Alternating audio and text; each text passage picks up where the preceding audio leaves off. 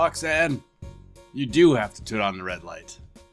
All right. Because it's podcast time, Roxanne. It is. Get to the studio. I don't know what that song's supposed to be about. I don't think it's about podcasting. No, it's about prostitutes. Oh my gosh. Unexpected twist. I know. There's cables and cords everywhere. I made a frittata for breakfast. Turned out okay. That sounds nice. Turned out Is that what led to this unacceptable delay? Yep. Baking eggs? Yes, that is exactly what led to it. I mean, it's pretty predictable, to be honest. I'm probably going to have to make pancakes after this, slaving over a hot stove. Oh, yeah. Such is life. What, are you going to make a Dutch baby or just regular pancakes? I bought pancake mix at this grocery store, which I never usually do, but you know what?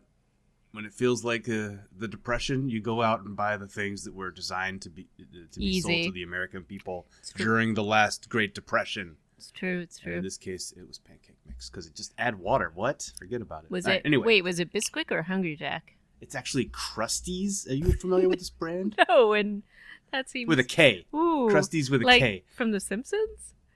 Kinda, yeah. But they make. I mean, I would be skeptical too. I share that chuckle.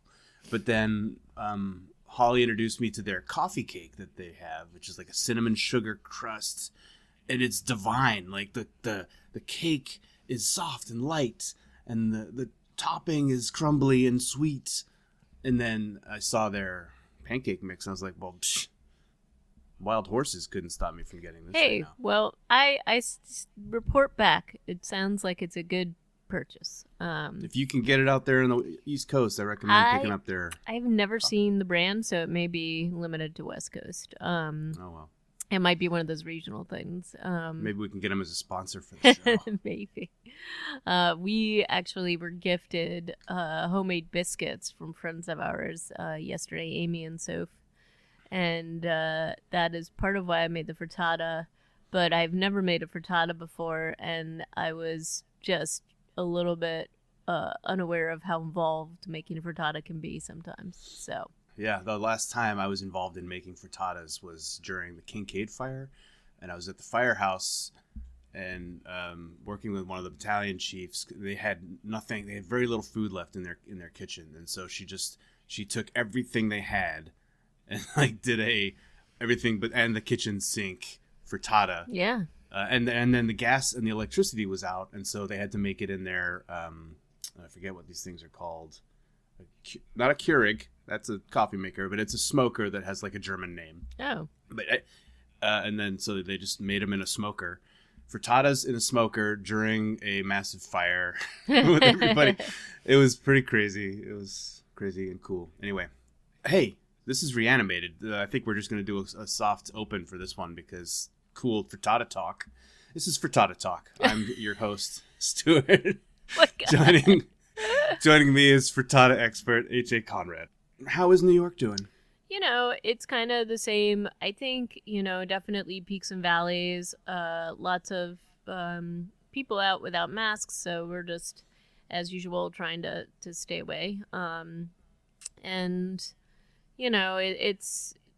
The good news is that the number of deaths has gone down quite a bit this week, probably the lowest that it's been, but still a very high number of people being admitted to the hospitals. So, and then there's been a lot of talk about testing and testing for antibodies and the idea of potentially like what will happen when it reopens. And one of the things that they found out, because they did sort of like a random sampling, which wasn't a massive sample, so I think it's a little tough to draw conclusions from that, but it was still, based on what it was kind of significant. But they are thinking that maybe like 4 out of 5 New Yorkers have had it already, based upon the results. But I find that a little, look, I'm very much of a,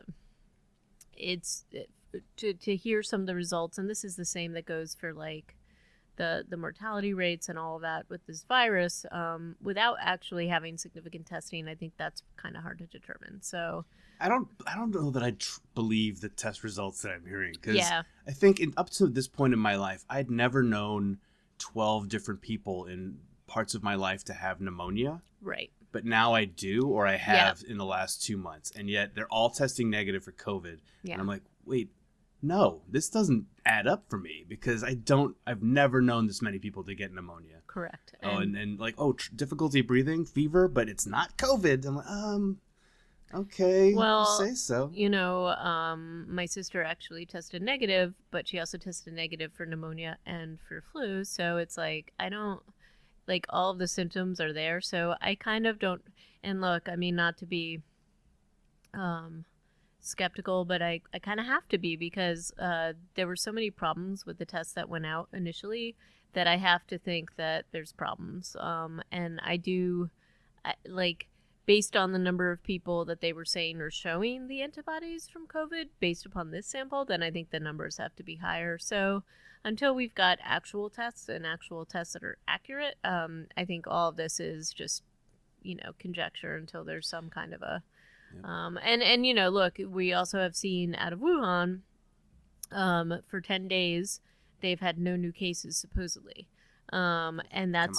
And I don't... And China got out of this with 83,000 cases. Yeah, I don't think that that's real at all. Meanwhile, we're going to have 1 million cases within the next couple days because we're at 940,000 and we're basically getting 30,000 a day. Yep. And the world is going to have 3 million cases probably around the same time because the world is, we're basically churning out 87,000 new cases in the last 24 hours and we're at that around there. Yep. Yeah, we're still going gangbusters. The USA is now 1/3 rather of all the global cases. Go USA. Anyway, enough COVID talk. Well, enough COVID things talk. Things are bad. Yeah, things are bad. On a lighter note, the very cute thing that Dr. Fauci had said was that if he was going to be played by anybody, he wanted to be played by Brad Pitt, and apparently Brad Pitt gave him his wish on Saturday Night Live. so that was kind of cute. That's funny. Brad Pitt has also did a cameo on the last Some Good News. Have you been watching that? The John Krasinski show on I haven't, but I'm happy to. Oh, it's good. I mean, yeah, it's not perfect, but you consider that it's probably getting put together by his kids or I don't know, some guy that he knows who's a producer. They've been doing some pretty cool stuff. I suggest you go check it out. There's probably only 4 episodes out now, and they're like 16 minutes long. Cool. But yeah, so he gets a lot of great cameos for that YouTube web series. I feel like he must be a really nice guy because he gets a lot of people to do stuff for him. So certainly is calling in a lot of favors. He seems to be, yeah. But yeah, I think that's enough COVID talk. Other than to say, UV light and disinfectants injected into you are not going to have any good effects other than killing you. So let's stay away from that, peeps. Well, one potential good effect is that the guy who's talking about that on national TV is talking about not talking on national TV for a while, which would be that would be great. That would be great. So, and at least following that press conference in New York, the number of people calling in for poison control apparently went up significantly. And not just asking, I mean, it's unclear whether they were asking whether it was safe or not, or whether they had actually done something. But the fact is, that's just dangerous stuff to be saying. And then to turn around and say you're being sarcastic during a national press conference in a national crisis, is just absolutely just unforgivable. But anyway, aside from that, we have some cool stuff to talk about today. I'm excited to talk about these episodes with you. We are talking about Kingdom Season 2 and episodes 2, 3, and 4. But before we can get to those, yes, we have 2 quick news thingies to talk about. It's these jobbies. Number 1, a new zombie show coming to Netflix, announced actually like a week ago, but who's counting? Another Korean show. Mm-hmm. And they even name drop Kingdom.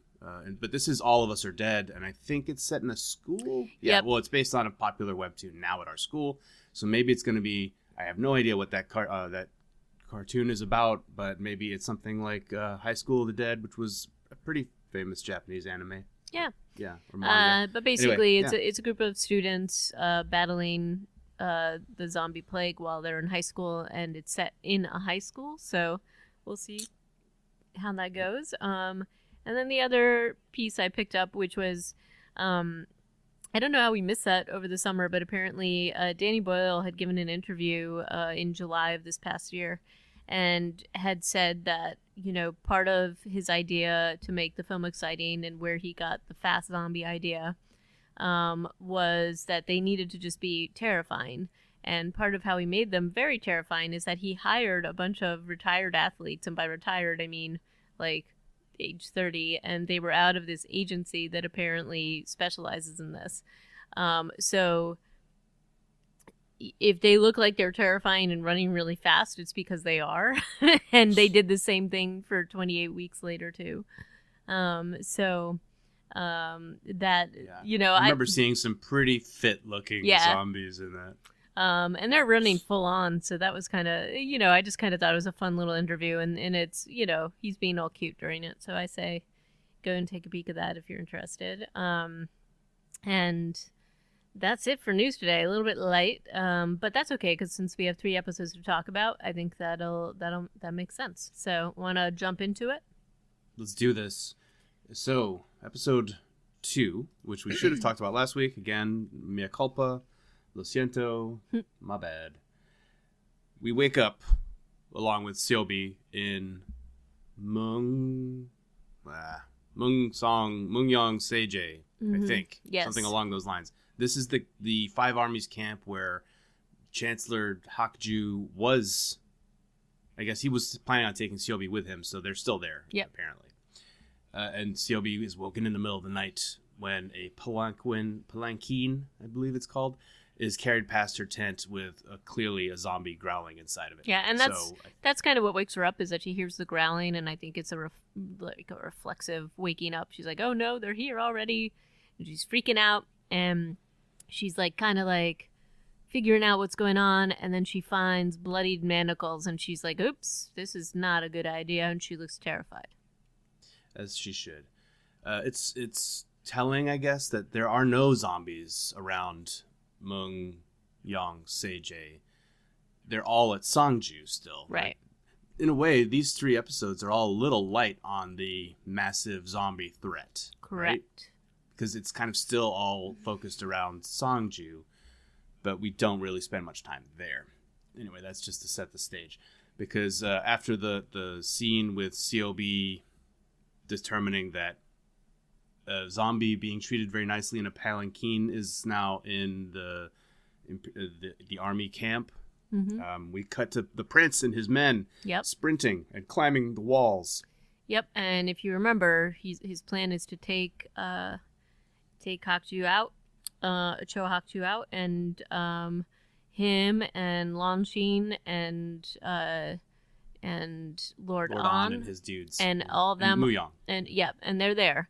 And they get in, and I was a little surprised at how nonchalantly they were murdering the soldiers in this camp. Yep. These are not Cho Hae-won secret police kind of dudes who they've mostly been at odds with. Right.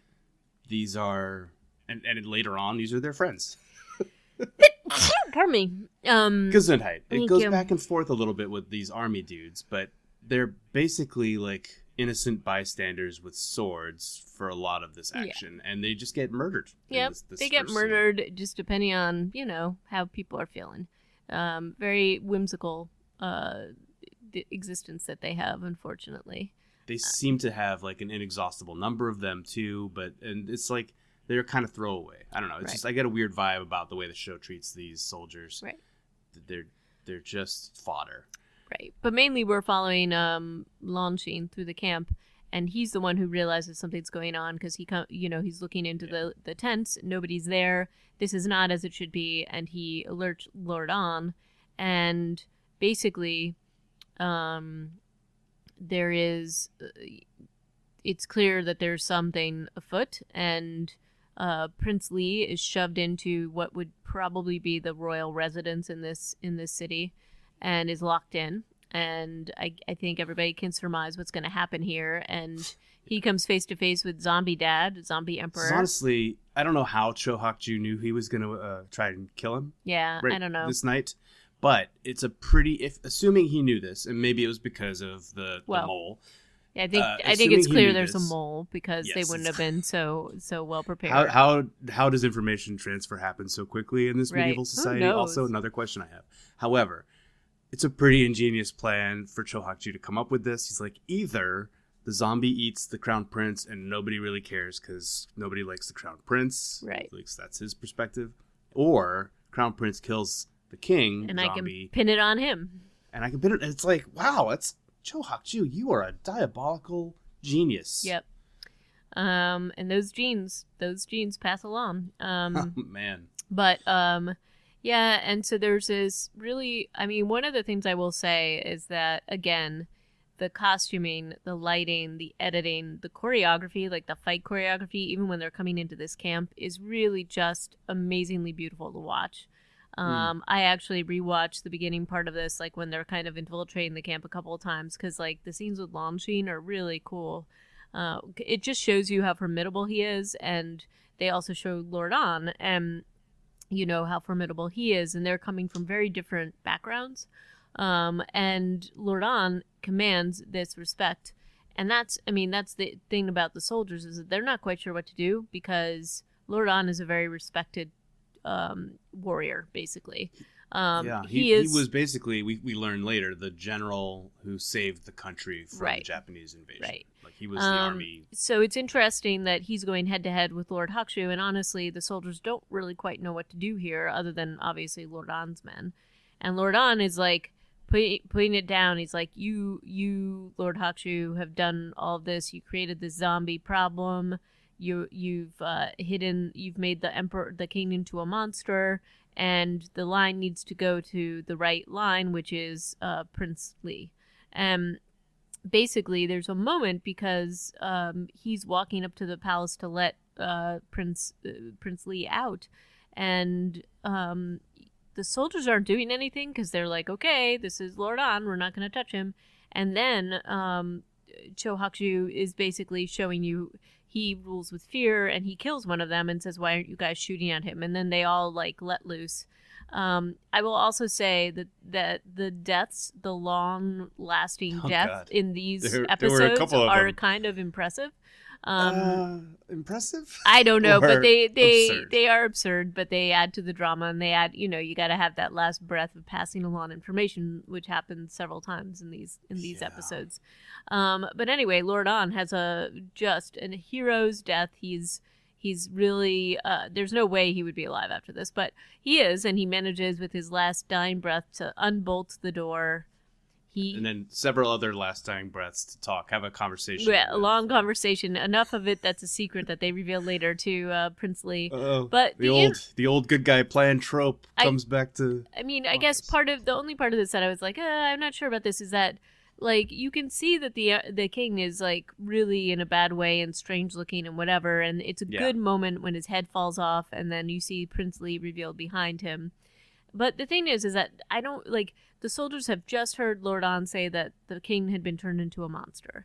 And so this is weird. Maybe it was just really dark and they couldn't see, but there was just this weird thing there.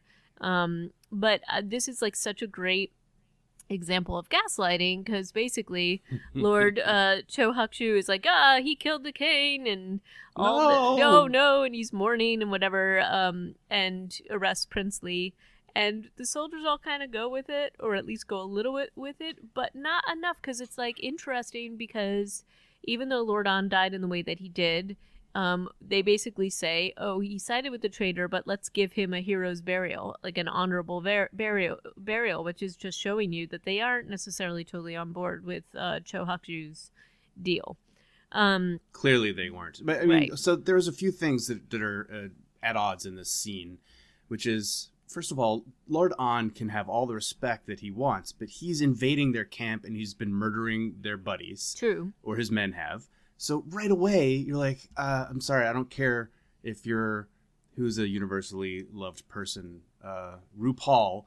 Right. And I really respect Drag Race, your show, but you just murdered a bunch of my friends, RuPaul. Right. I'm not going to just like give you the benefit of the doubt anymore. Well, so to me, the balance is like all out of whack here. And when Lord An decides now's the time to be an orator, and go out there and be like, I'm going to persuade you that I'm right without proof, but I'm just going to say it with my voice, and you're going to all believe. Like, okay, no, of course he's going to get shot 100 times in the back. Because the Hawk Ju is still the legitimate authority figure in this scenario. And let's also just say, like, without question, Cho Hawk Ju is, like, terrifying, and we know what he does to people when they cross him. So I don't really blame him either on that point. But in any case, the prince is locked up, and then we've also got like Shobi goes to before this is all going on, and the second part of this story is the whole search of the queen's home. That's still happening, and the royal, like, the commander inspector is basically, like, following bodies to her thing, and they're all insistent upon all of the queen's assistants and nurses and maids are all basically saying, like, what are you doing here? Nothing like that would ever happen here. And they discover just blood-soaked flooring, and they do chase down some of the soldiers that are the guard of the queen, who are carrying bodies of the dead women who have given birth. And it's at this point that they know something really weird is going on, because all the little girl babies have been strangled. There's one little boy baby, and he is not touched. I think it's kind of weird that they come to the conclusion that they come to so quickly, but because I don't think there's, like, a ton of evidence to get there. But basically they're like, somebody's looking to have a boy baby, and there's implications there. And they don't come out and say that it's the queen right away, but they're looking in the queen's staff. They're giving her some side eye, let's just put it that way. Yeah. And there's definitely just absolute this is a difficult position to be in, because it's the queen that they're investigating, and you get that sense. And there's definitely, you're not supposed to be going around throwing around accusations about the queen. So that's kind of like it's a big no-no. Also, in her own right, she is dangerous, and they know that. And also, her father is dangerous, and they know that. So this guy's pretty brave, and a couple people question him about it a few times, and they're like, oh, are you really gonna go after the queen? And he's kind of like, I have to, because this is so heinous. So there is that aspect to this whole thing. They're aside from Prince Li Chang and his people, these are like the last honest men in Joseon. It's kind of depressing in a way. Yeah. How few upstanding people there are, and this is, like, on the council. Those scenes with the chancellor who's been asking the royal commandery to do this investigation. I forget who that guy's, what his name is, but he's like the only upstanding dude on the council. Yeah. It's just, wow. It does kind of, it's a very cynical perspective of people in power from the showrunners. And we know it's coming, and this is kind of the whole thing about this show, or a big chunk of it. So it's just a little tough sometimes. But we also, so then we have the whole hidden plan kind of comes into account at Munyan CJ. Yep. And so with the prince getting tended to by Sobi, and he starts writing things in water on the floor that we don't get translated for us. Yes, but we know that it must be a secret plan. It must be a secret plan, yes. And it's a pretty, like, bright light of day. They're gonna load everybody up and take them to Anyang when a disturbance in the camp happens. Yep. And man, I thought this was a great reveal, a great scene. Yeah, this was great. And don't we have the flashback in the middle of it? Or sorry, this is the end of this episode when zombie Lord An is revealed. Yep. And then that's the end of the episode, as I recall. Yep. I kind of did all three of these back to back, so they all blend together. Plus, this episode and the next one they almost pick up exactly in the same spot. And then there was something in his eyeball. You see something moving in Lord An's zombie face. Oh yeah, you do. Yep. And right away I was like, oh, is this the strain? Turns out I was right. Yeah, it was definitely a strain feeling. And the other piece of this is that, you know, we see they do announce the queen has gone into labor. So there is that piece too, and we have people kind of talking about that. And then the other part of this, which is discussed again, which we touched on earlier in this episode, is that there's clearly a traitor amongst the group for everybody to be so well prepared for their arrival and to set up Prince Lee in the way that he was set up. So somebody who's working for the Chohaewan clan is embedded with the prince. Right. Somebody who's been feeding the Chohaewan clan really valuable intel. And is probably in very real time, too. In real time, yeah. He's like tweeting it or something, for sure. Okay, but episode 3 begins with some insane visuals. Oh, God, this reverse slow motion scene of a samurai fighting zombies. I gotta say, I love samurai armor. And oh God, this was so great. Cool. And there were some really good, you know, they did the sort of reverse, like you're kind of watching things rewind so you can see where it started. And basically this is a flashback with and you see the meeting where Lord On and Cho Hak-shu are conspiring, or at least Cho Hak-shu is revealing what his plan is to bring back the dead. And there's a discussion that they can't do this to the soldiers because they can't waste soldiers. They have few enough as it is. And instead, they decide to go to this village that's been sick and kill them and bring them back in this way. And the reveal of the undead or the zombies to Lord On is really just kind of this is such a great scene between the two actors. I thought this was awesome because basically Lord On does tell like Hak-shu, hey, you are nuts, we're not doing this. And then I serve the people. Yeah. And Hak-shu is like, I serve the kingdom and the royal family. And okay, sure thing. And then he lets the zombie out, and it's just this horrifying moment where the zombie's just about to get Lord On and does not. But then it flashes to the village, and this is pretty brutal. They're like strangling all the people in the village, and it's not clear what's wrong with them. They're all ill. It almost looks like leprosy or something like that. And this village is also Young Shin's family village. Like right. We've seen this in season 1. This is where he's from, and now we know that Lord On is kind of in on the decision to kill his family. Yep. But it was Cho Hak-chu's idea, as I recall. Yep. But it's Lord On's men who are doing the job. Mm-hmm. It's kind of messed up. I feel like we get a couple of close-ups of their faces, and they're like, "Oh, I regret this." And Lord On I feel like Lord On actually does regret it too. Yep. But these are some of these faces of his men are guys that we've seen. Yep.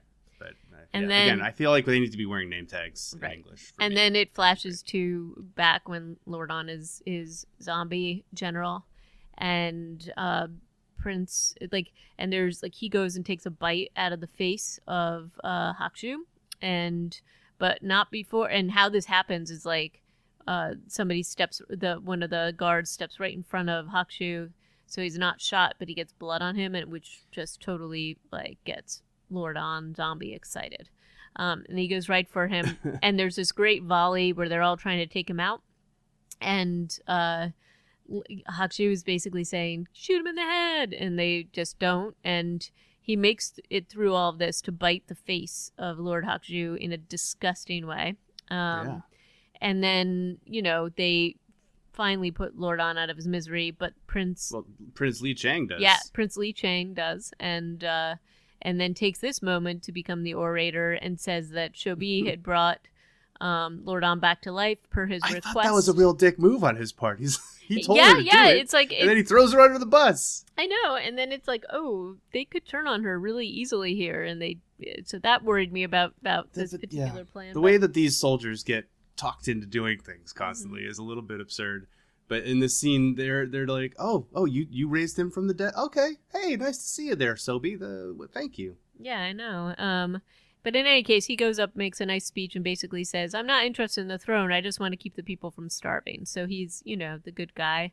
And he they have to decide what their next move is, and they also want to feed the people in the Citadel, and they make a plan to get them food. This is an insane plan. Yes, and this also is a bad plan. This is foolish. But so they walk through the zombie horde because of the help of some cannons and a kite, with 4 or 5 guys pushing a cart of food, and back again into that really bad little. They call it a canal, but that weird trench door, back door into Sangju. This would not have worked in real life. And I feel like it's really hard for me to be like, yeah, okay, I can see this working out. They're doing indirect fire based on a kite. I know. Without having ranged those cannon. Right. Through trees. And then they do start running through trees, and I'm like, how is the kite not getting caught in the trees? But then all the zombies conveniently get snagged on a branch or something, and it's like, okay, we made it. This would just never have worked. And so I was a little bit peeved by this whole scene. Right. But the gist of it is that Prince Lee is getting the support of the people because he's feeding them. He's getting the support of the soldiers because he's showing that he's caring about the kingdom rather than himself. So I think that's the gist of that. Shobi, in the meantime, is taking care of Hakushu and has a conversation with the magistrate saying that he won't turn into a zombie because that's not quite how it works. He was bitten by one, but she's figured it out. It's like only the ones who ate Danny, the cannibalism that Young Shen actually started by cooking poor Danny. Yep. Is what caused the worst version of the zombie. Right. And then there's another funny revelation in this scene where Biam Pal suddenly is like, "Hey, what do I do with this wood? This is wood that I've had on me this entire show." And you're like, sapper wood, and Since when did you get this wood? Is this something that we even knew about in season 1? Yeah, I do think we do have a conversation where she asked him to get it, but we don't know what it signifies. Okay, but it's a long she's been giving time it to ago her for months. Right, and it's wood month. that you cannot give to a pregnant woman because it basically causes it's a blood thinner. So basically, Shobi is aware that the queen cannot possibly be pregnant because she wouldn't be able to eat this otherwise because it would cause a miscarriage. And just as they're having this conversation, the doors open up. Yep. They look up, and then we cut to the mole has struck again, and he's killed some of the soldiers. Yeah. And gotten away with Sobi and Bian Pal and the injured Cho Hak-ju, who's. I was worried after he was bitten that he was going to turn into a super zombie, like in the movie version of this that we saw. Yep. So I was concerned that was happening, but they're like Sobi's basically convinced that he's going to die during this whole sequence. Right. And they're in a carriage, and the thing is that we know that they're safe from the other zombies because it's very cold where they are, and his body temperature is dropping dramatically. And then we have the big reveal that... Wait, we're safe from the other zombies because it's cold? Or that's the reverse of what? Oh, sorry. Yeah, no. We're not safe from the zombies because it's cold. But his body temperature is dropping dramatically because it's... because of whatever's happening with them. It's full of worms. Yes, because he's full of worms.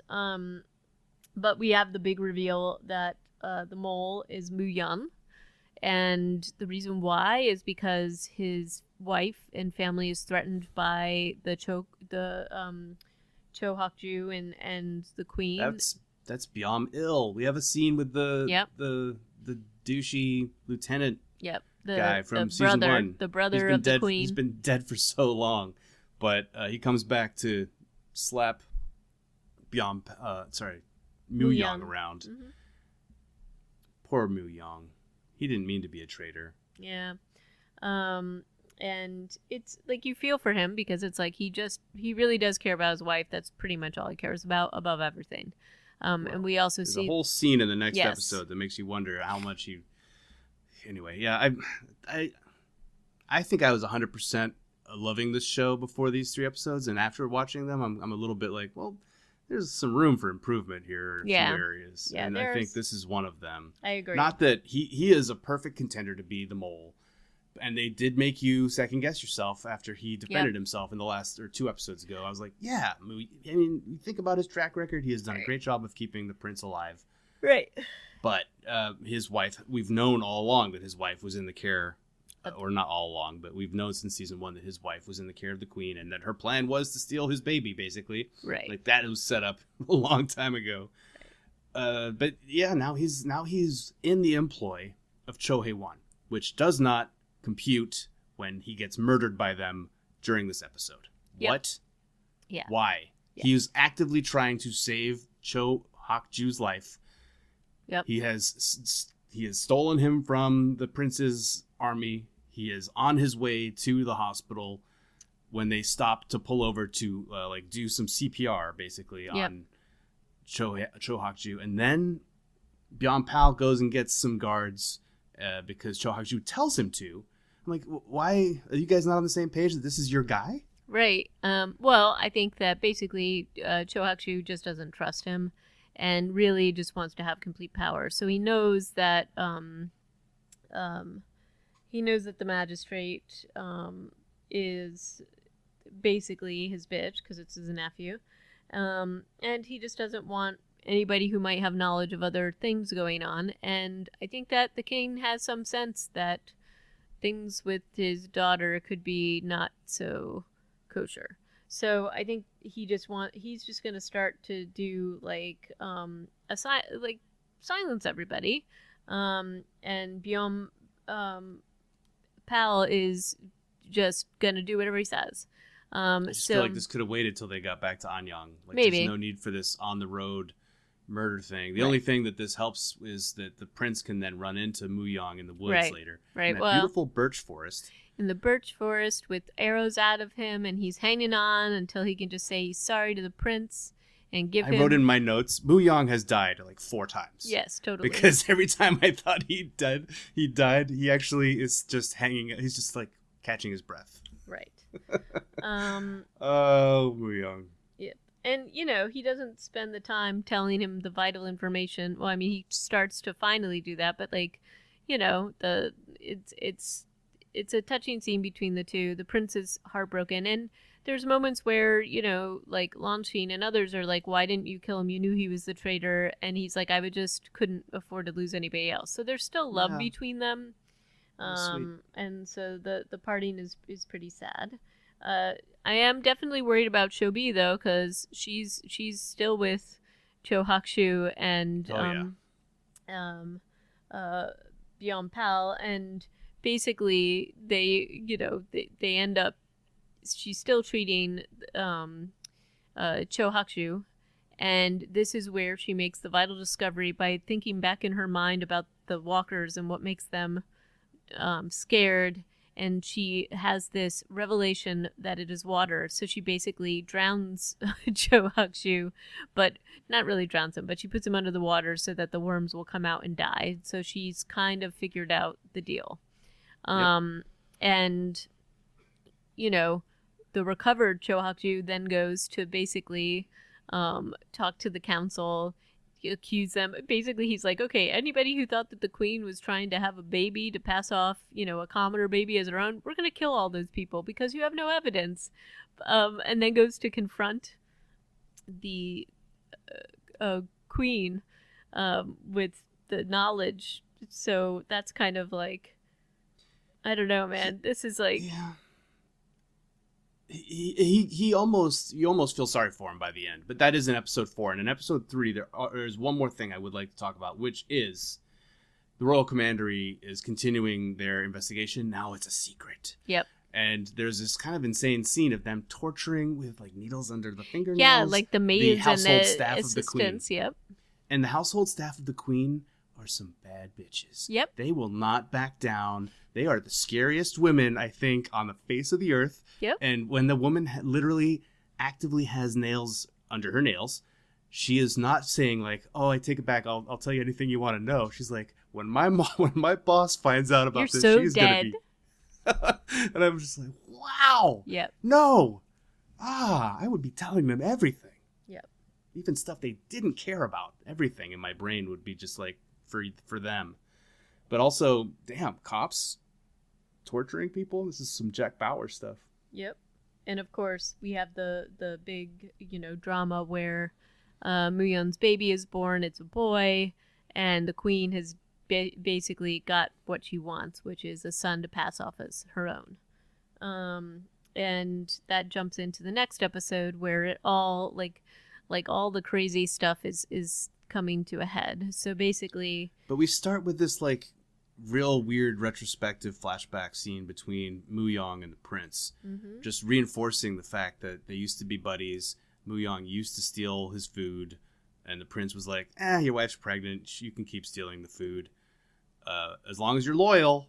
And Muyong's like, yes, of course, no matter what happens, no matter what I have to give up, no matter what it costs me, I will always be by your side and be loyal to you. That didn't last long. I mean, like, why do we feel like we need to revisit this now? Like, to hate him more, or what? You know, so it was a little bit confused about this scene. Maybe something's getting lost in translation. I think that Muyang is loyal to the prince. He does love him.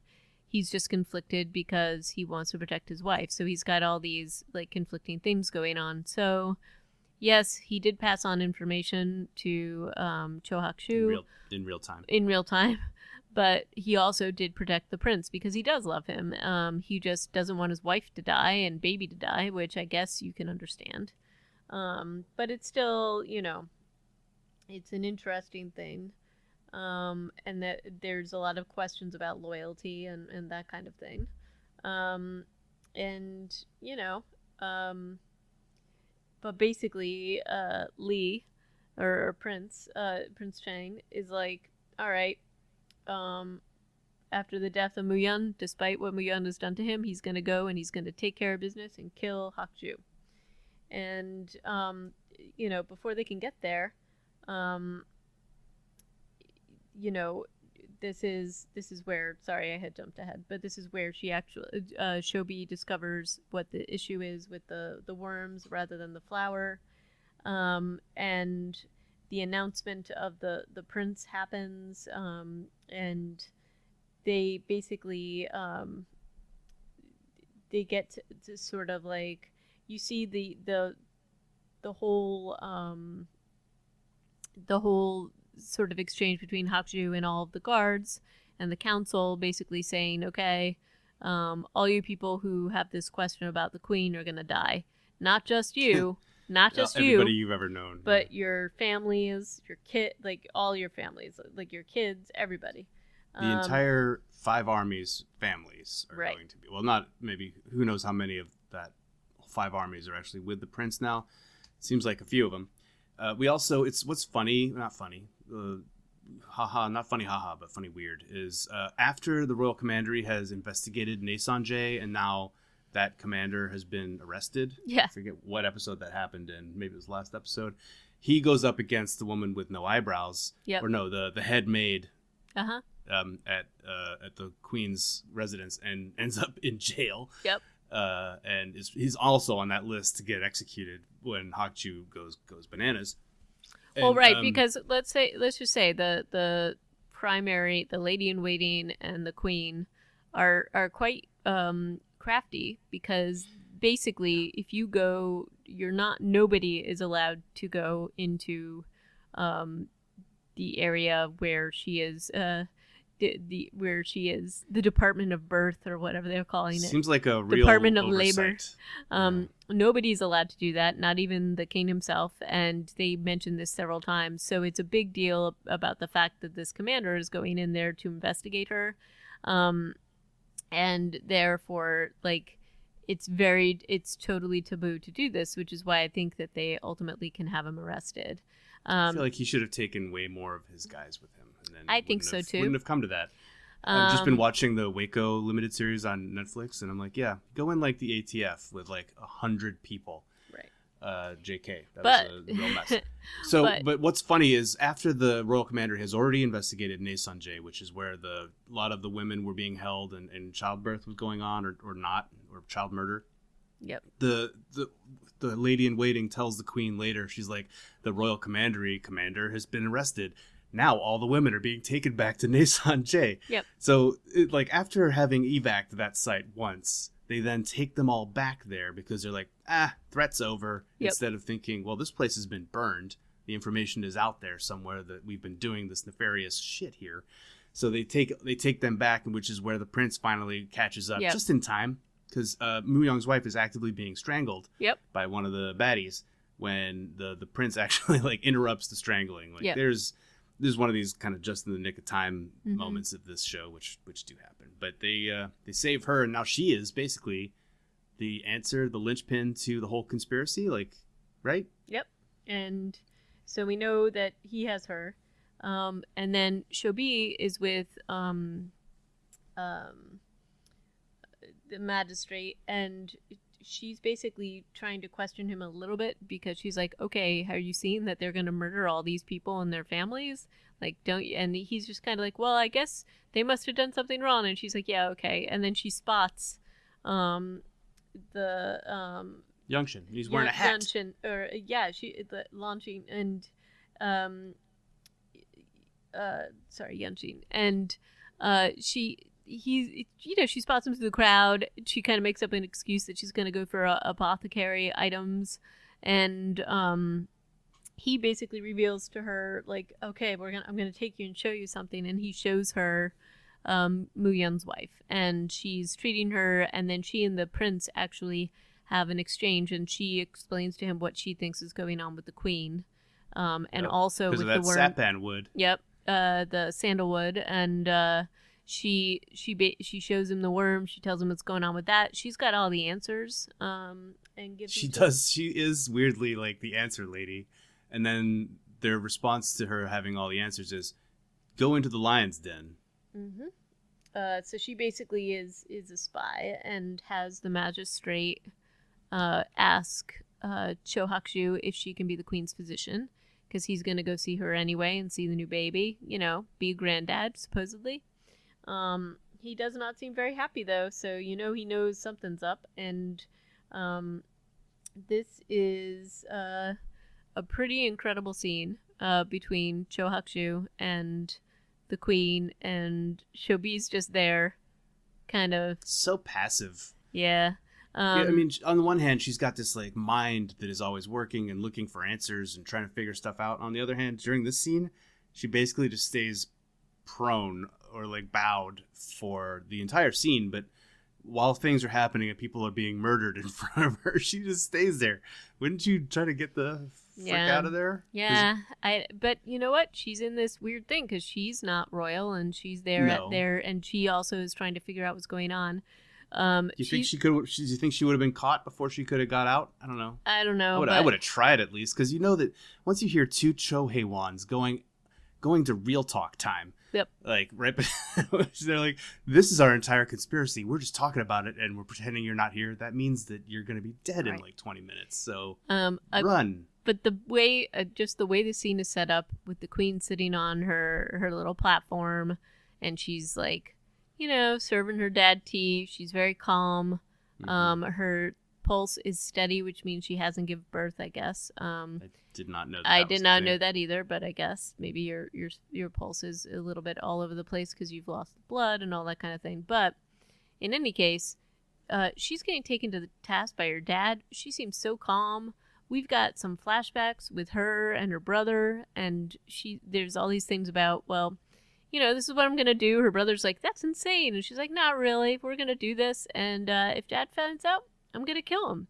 And she does. And her dad, like, kind of is basically, you think he has the upper hand at first because he's like, oh, yeah, we're going to get rid of this kid. We're going to kill Mu Yun's kid. And we're going to go and find the lines, as thin as they might be. We're going to go and get the kids that are the next in line. And you're done. Your craftiness has taken us down. And they brought up these kids a few times now. Yeah. These are like some other executed prince's children who live on an island. So I have to assume we're going to meet them at some point. Right. Maybe. And we also meet another one of the prince's family members, his uncle. Yep. Right? This weird fishing scene. Yep. But anyway, the Cho Hakushu is then, he starts to cough a little bit. You're like, maybe the tea went down the throat a little bit, but you know what? Oh, come on. As soon as he has that second of coughing, you're like, oh, he straight up got poisoned by her a second ago. Yep. And he can't even get out the room. And it's this like really it's a horrible moment, but there's also like a comical moment because he's just like dead and Shobi is just still like prostrate on the ground, like, okay, what do I do now?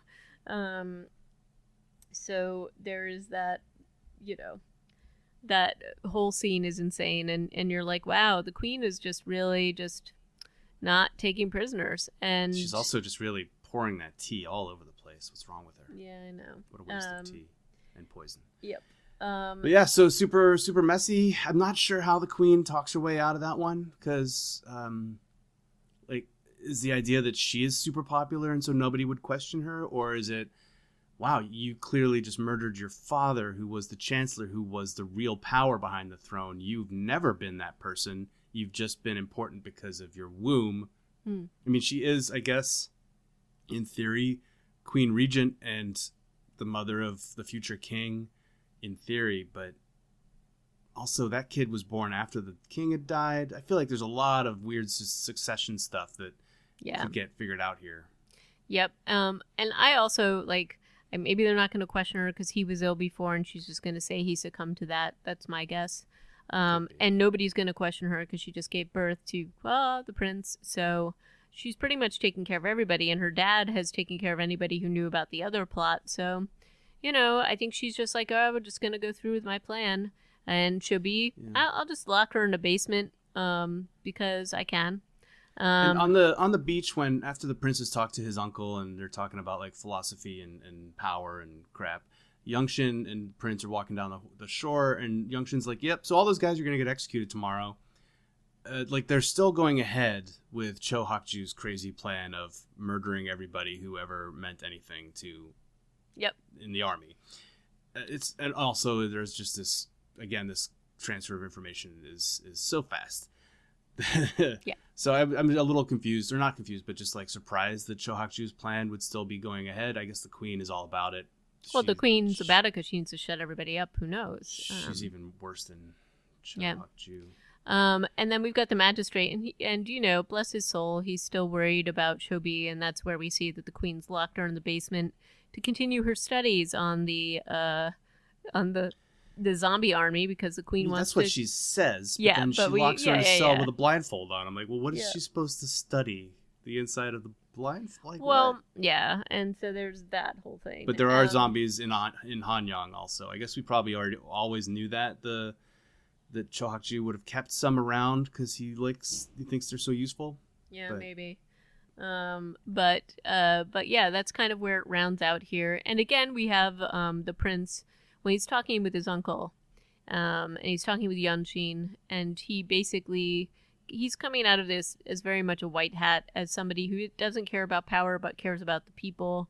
He doesn't, and he mentions to his uncle that his uncle has royal bloodlines, and that somebody needs to basically make the nation better and heal the nation.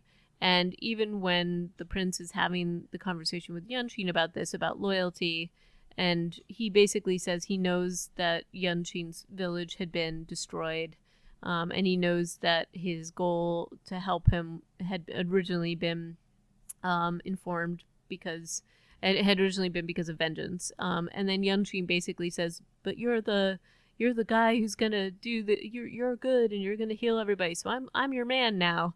And there's that interesting exchange. So they're really, instead of having somebody who's interested in power, which is what Cho Hak-ju and the queen have been, and everybody in that clan have been all about, the prince is coming out as somebody that doesn't necessarily want the throne, but wants to make sure that everybody in the nation is fed. And so he's coming out as this sort of definitely kind of a Messiah-esque kind of a character. Socialist. Yeah. So that's it for this particular episode. But there's as far as we got. Yeah, so we got 2 more episodes left in this season. I think it's going to be tough to wrap it all up. So I think it's clearly, and we know from the creators that they're happy to go to like 10 seasons of this. So let's see where they leave it next time. Well, I would say that there were a few missteps in these 3, and the main one for me is still Mu Yong's death. Yeah. Not just the fact that he was killed by Cho Hee-won after doing work for them and being like a good agent for them. I don't understand why they killed him. But also his death scene. They wanted to feel like a Boromir death scene from Lord of the Rings.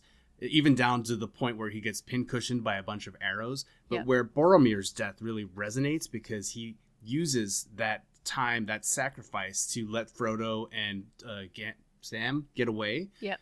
Muyang accomplishes nothing with his death scene other than unrealistically being able to tell the prince where what's going on at Nasanjay and where his wife is. But there's no like, it doesn't have nearly the same resonance because Boromir's death, his sacrifice is much more meaningful in the end than Muyang's. And so I feel like when they go to the length to create such a, Boromir was kind of working for his own interests, and so he was dark and light, Muyang dark and light, but not the same amount of resonance, and I feel like it was a missed opportunity. They could have had his death mean something more than also a 45-minute death scene and it in was, the woods. I mean, look, they're trying to do a specific thing with it, which I understand, but it was so long and so unlikely, and we already knew that the prince and Yunshin was behind them by quite a bit, so the idea that he would be able to hang on with like 5 arrows sticking out of him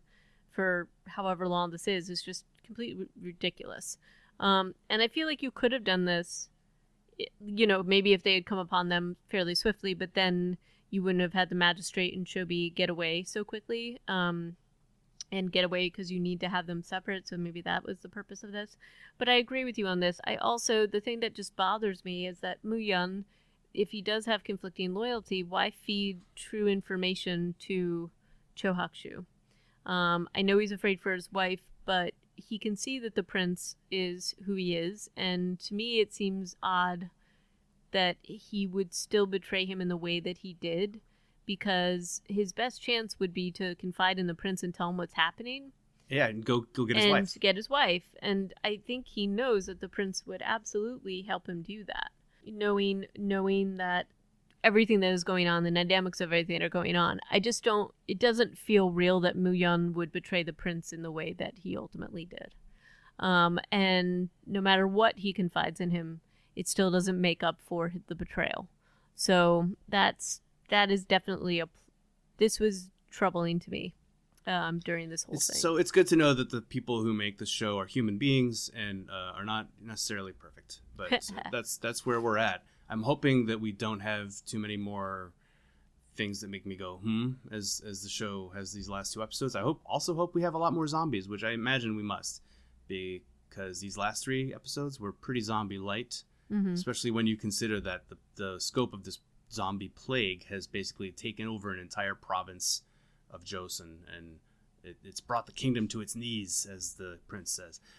So, but we'll get to those next time on Reanimated. And so in the meantime, if you are into this show, you can get in touch with us in all the normal ways. The Twitters at Reanimated PCast, reanimatedpodcast@gmail.com, and our show notes are at reanimatedpodcast.com. And that's a wrap for today. I can't wait to talk about the finale. And hope everybody's staying safe and well. Thanks for listening. Until next time, ciao. Thanks. Bye.